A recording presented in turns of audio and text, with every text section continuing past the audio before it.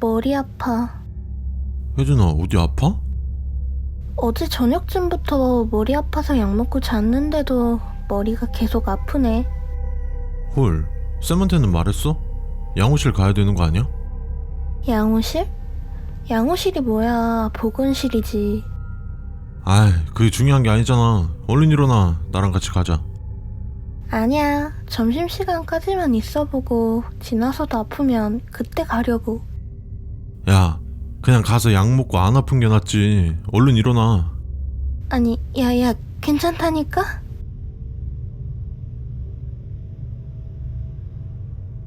첫 번째, 본교의 보건실은 2001년 12월 31일부터 양호실에서 보건실로 명칭이 변경되었습니다. 이는 학교의 재량이 아닌 학교보건법 중개정 법률에 의해 명칭을 변경하였습니다. 두 번째, 간혹 보건실을 찾는 학생들이 양호실이라 적혀있는 걸 보았다는 학생들이 있습니다. 위에서도 말했듯이 2002년부터 보건실로 명칭을 변경했습니다. 또한 위 양호실을 이용한 학생들은 어떤 이유에서인지는 모르지만 같은 반 학우들이 존재 자체를 기억하지 못하였습니다. 세 번째, 만약 보건선생님이 주는 조퇴증에 1964년 2월 3일 교장 리승혁이라고 적혀있는 도장이 찍혀져 있다면 보건선생님께 바꿔달라고 하십시오. 현재 보건실은 아주 예전의 교장실 위치였습니다만 모종의 이유로 그곳을 폐쇄하고 학교 리모델링 공사를 진행하면서 보건실로 자리 잡게 되었습니다. 네 번째, 만약 보건선생님에게 특정 약에 대해 알러지가 있다고 했음에도 불구하고 해당 약의 복용을 강요하거나 혹은 부착하려 한다면 그런 조치는 필요 없다고 하고 바로 보건실을 나오십시오. 교실로 돌아가기 전까지는 절대로 뒤를 돌아보지 마십시오.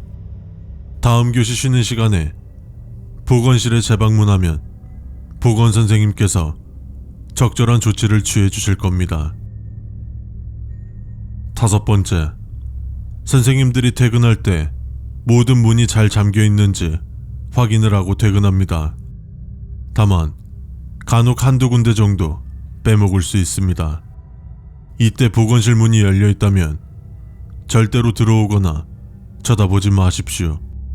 저희는 밤에 그들을 위해 식사를 준비해야 합니다. 만약 그럼에도 불구하고 밤 늦은 시간에 보건실에 들어간다면 여러분들이 그들의 식사가 될 것입니다. 여섯 번째, 보건실을 치료 목적이 아닌 다른 목적으로 이용하지 마십시오.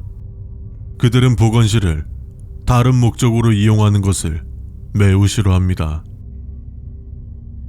일곱 번째, 보건실에 들어왔는데 침대 위에 엎드려 있는 사람이 손으로 귀를 막고 떨고 있다면 도우려고 하지 말고 보건실을 나와 주십시오. 본교는 학생 또는 교사가 침대를 사용하고 있다면 커튼을 쳐놓습니다. 7-1 침대에 누군가 누워있는데 흰색 이불을 머리끝까지 뒤집어 쓰고 있다면 보건실 입구 왼편에 작은 컵이 하나 놓여 있습니다. 그 안에 물을 따라서 그쪽 침대 주위에 뿌려주십시오. 그 후 컵을 제자리에 두고 다시 침대를 확인한다면 정상적인 침대가 보일 것입니다. 여덟 번째, 보건실에 들어올 때에는 쉬고 있는 친구들을 위해 조용히 노크 안으로 들어와 주십시오. 타인을 배려하지 않는 여러분을 친절하게 대해줄 것이라 생각하지 마십시오.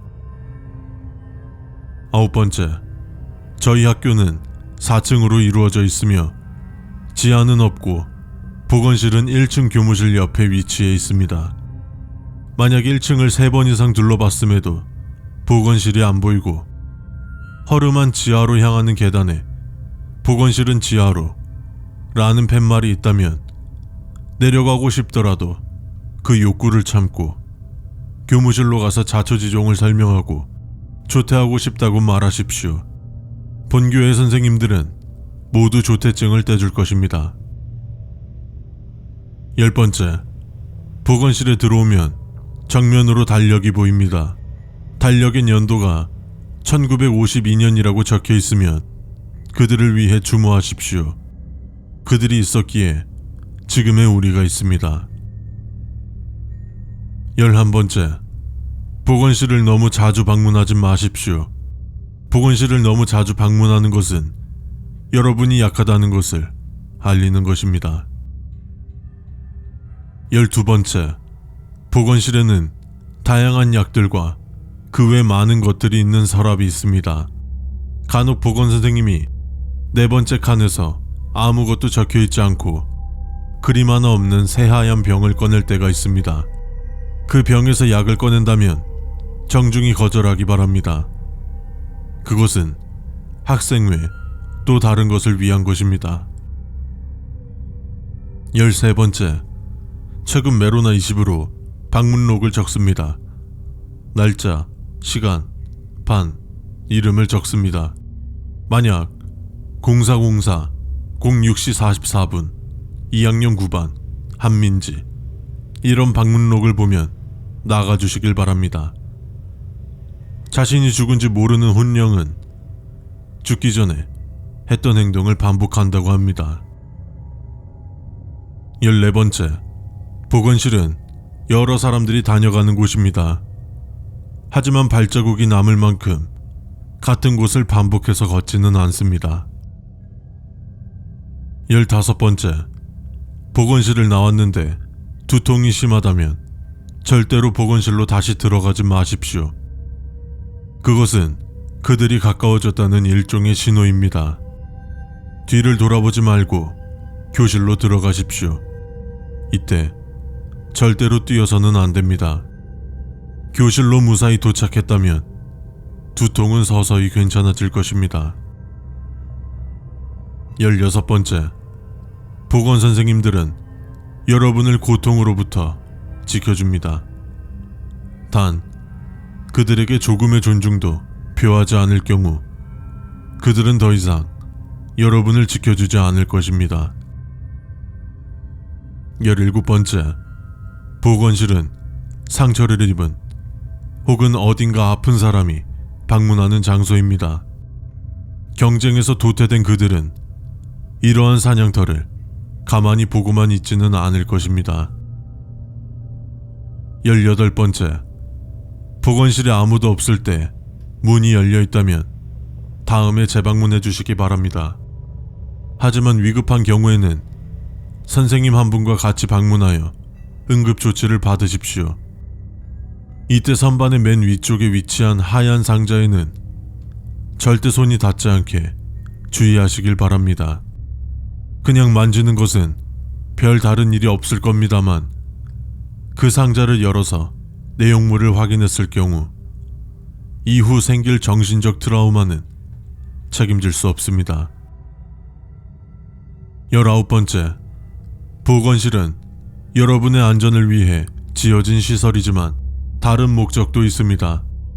그 목적에 대해 자세히 알려고는 하지 마십시오. 그들은 자신들의 존재를 아는 존재를 매우 싫어합니다. 20번째, 18번 항목은 거짓입니다. 이 항목을 부정하는 항목에 있어서는 절대로 따르지 마십시오. 21번째, 20번 항목은 거짓입니다. 저희 수칙은 19번까지이며 20번은 존재하지 않습니다. 위 수칙들만 지켜주신다면 저희 보건실은 매우 안전한 장소입니다. 그러나 그들은 여러분들의 방심에 파고들어 언제나 기회를 노리고 있음을 명심하십시오. 그들의 특징은 보건실이란 명칭 대신 양호실이란 명칭을 사용합니다.